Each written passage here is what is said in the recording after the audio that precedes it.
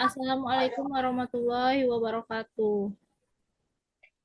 Perkenalkan kami dari kelompok 2 akan mempresentasikan hasil diskusi kami yang berjudul Karakteristik Pendidikan dan Pembelajaran Abad 21. Pembelajaran di abad 21 menandai pergeseran dari pendidikan tradisional yang berpusat pada guru ke model yang lebih berpusat pada peserta didik. Karakteristik utama dari pendidikan ini mencakup adaptabilitas, kolaborasi, dan integrasi digital. Di era digital saat ini, proses belajar mengajar tidak lagi terbatas pada ruang kelas fisik. Teknologi memungkinkan peserta didik untuk mengakses sumber belajar dari seluruh dunia, berkolaborasi dengan rekan-rekan di lokasi yang berbeda, dan mendapatkan pengalaman belajar yang lebih personal dan interaktif.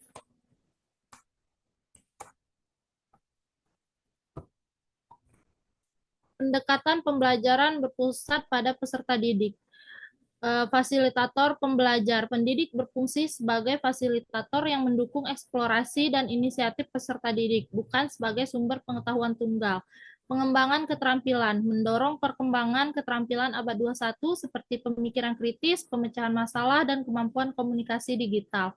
Literasi digital, kemampuan untuk memahami dan menggunakan teknologi menjadi aspek penting dalam pendidikan saat ini. Keterampilan 4C dalam pembelajaran abad 21. Yang pertama, critical thinking. Kemampuan bernalar, mengungkapkan, menganalisis, dan menyelesaikan masalah. Yang kedua, creativity, yaitu kemampuan untuk menghasilkan sesuatu yang baru. Yang ketiga, ada komunikasi, bentuk nyata keberhasilan dengan adanya komunikasi.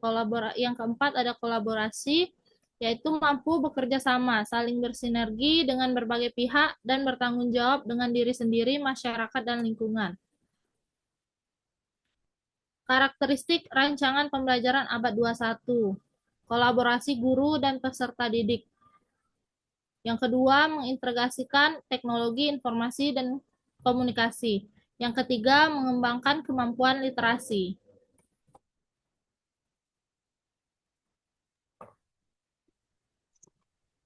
Baiklah, saya akan melanjutkan keterampilan keterampilan metakognisi.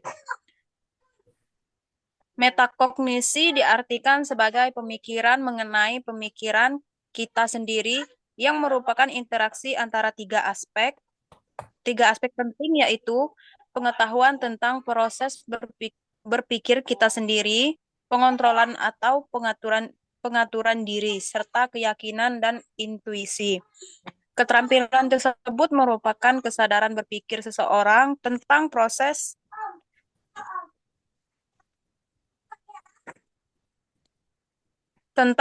berpikirnya.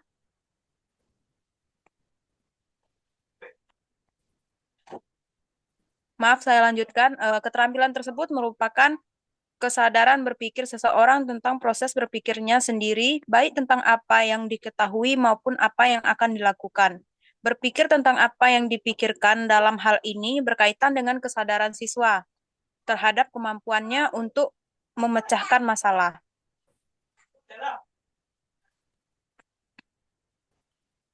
Keterampilan informasi, media, dan teknologi.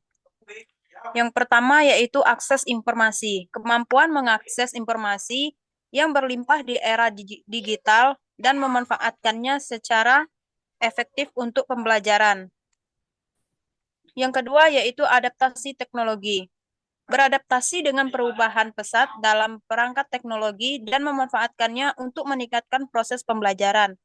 Yang keempat yaitu kolaborasi digital.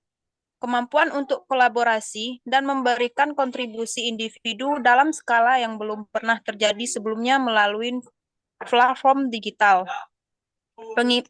Yang keempat yaitu berpikir kritis digital. Membanggakan kemampuan berpikir fungsional dan kritis yang terkait dengan informasi, media, dan teknologi.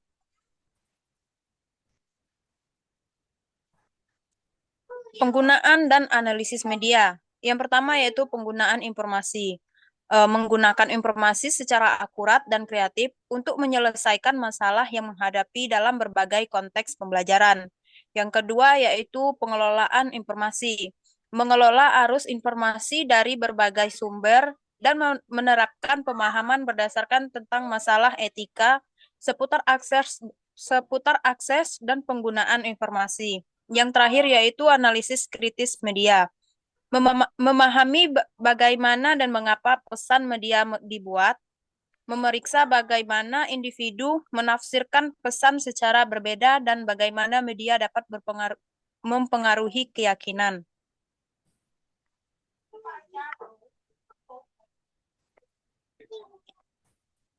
Selanjutnya yaitu pembuatan produk media dalam pembelajaran. Kreasi inovatif, menciptakan produk media yang inovatif dan bermakna. Yang kedua yaitu pemanfaatan alat, memahami dan memanfaatkan alat dan teknologi yang tepat. Yang ketiga yaitu ekspresi multikultural, mengekspresikan ide dalam konteks multikultural. Pembelajaran abad ke-21 mendorong peserta didik untuk hanya menjadi konsumen media, tetapi juga produsen konten yang efektif. Mereka belajar memahami dan memanfaatkan alat, karakteristik, dan konversi pembuatan media yang paling tepat untuk mengekspresikan ide-ide mereka. Peserta didik juga membanggakan kemampuan untuk mengekspresikan dan mengintegrasikan ide dalam keragaman lingkungan multi budaya. Keterampilan ini mempersiapkan mereka untuk berpartisipasi aktif dalam masyarakat digital global dengan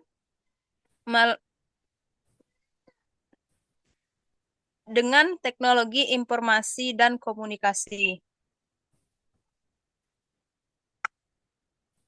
Demikianlah hasil diskusi dari kelompok kami. Kami akhiri. Wassalamualaikum warahmatullahi wabarakatuh.